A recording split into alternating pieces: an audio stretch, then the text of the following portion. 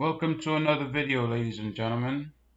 In this video, you will witness for yourself an athlete admitting to having an alter. Now, an alter is literally another person. Under normal circumstances, that is called multiple personality disorder, or DID nowadays, which is dissociative identity disorder.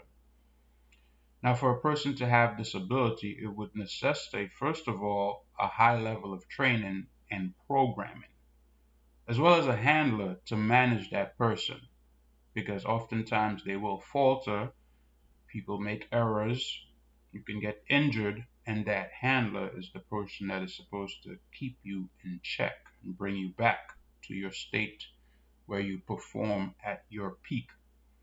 This is not something you can do on your own. For instance, the average person wears many hats, that's true, but your identity, your sense of self, remains the same. An example of that is you could be a father, a son, a husband, an accountant at your job. You could be a YouTuber part-time. You could also be an eBay seller. All these things are rolled into one as part of your routine. However, you're still John Smith or, whatever your name is. This is not the case with high-level assets. And I need you to pay particular attention because we have seen it before with Sasha Fierce, right? Which is the altar for Beyonce, right? Nicki Minaj says she has one that's called Roman. These things are often present, it seems, and people just, kind of brush it off like, it's no big deal. But pay attention to this video and you tell me what you think. Let's watch. In 2003, I went from a person that was at the top of his game, had everything coming, to a year later having absolutely no idea where life is going, or if you're going to be able to even be a part of life as we all know it. I hear everything that the crowd is saying,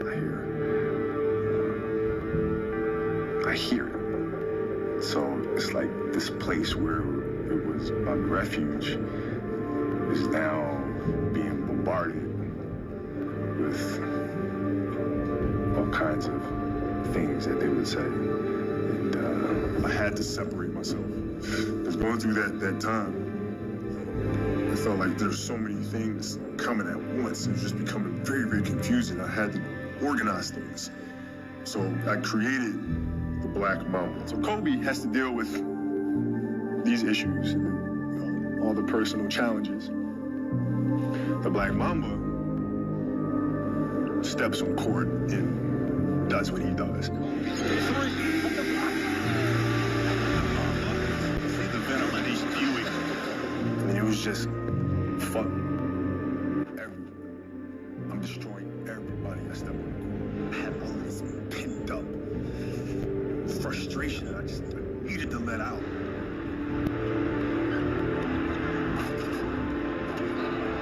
It was an avalanche, man. And, there was nothing that was going to get in the way. There was nothing that was going to stop me.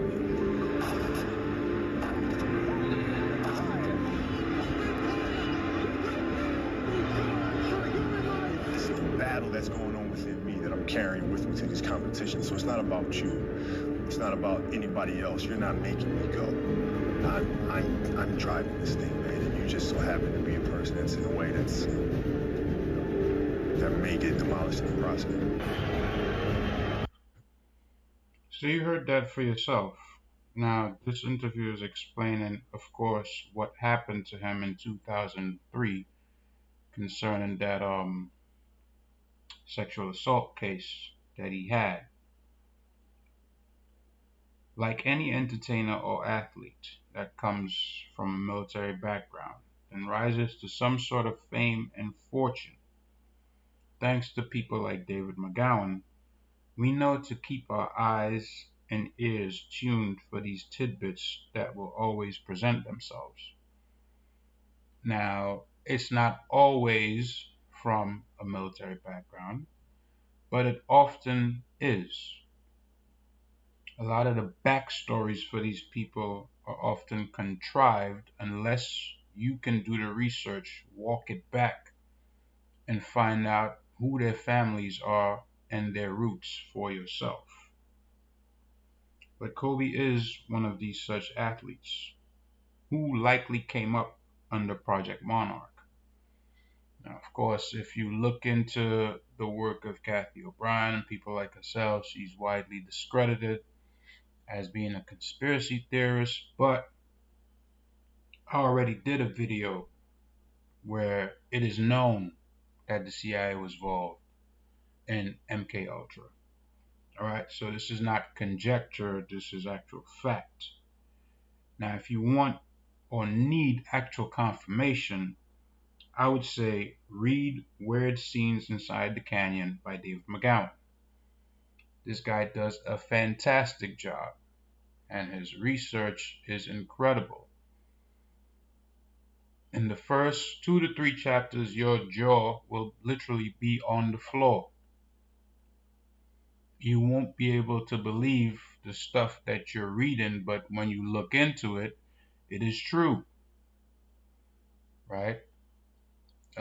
Nobody has any idea what these elite level athletes have to go through to get to where they are. A lot of people just think, it's practice and it's this and it's that. Well, some cases, but the majority of the very top, those that make the covers of, the magazines, those that get paid the $100 million contracts, these are investments that these owners are putting into these young men or women, I guess in some cases.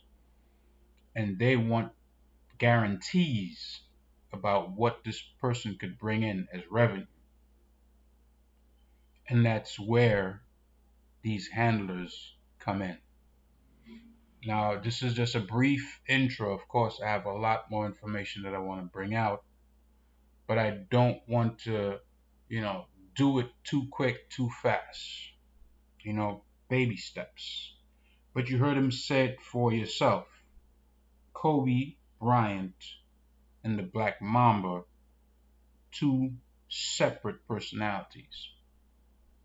That is the takeaway. And I hope you can appreciate that. He went through this trauma in '03, right? And he had to be brought back to a space where he could go on the court and perform and excel and come back and win 2 titles. Before 2003, he was well on his way. They had won 2000, 2001, and 2002. Had this not happened, they would have probably done maybe 4, 5, who knows, maybe even 6 straight, who knows. Right? But right after this, Phil Jackson left, and then he came back. Kobe had some work to do, and then again got the title in '09 and 2010. But like I said, this is just the intro. I'm going to keep it short. I wanted you to hear it for yourself. Be sure to subscribe to the channel, like the content, of course, and share it for everyone you know. The truth is out there.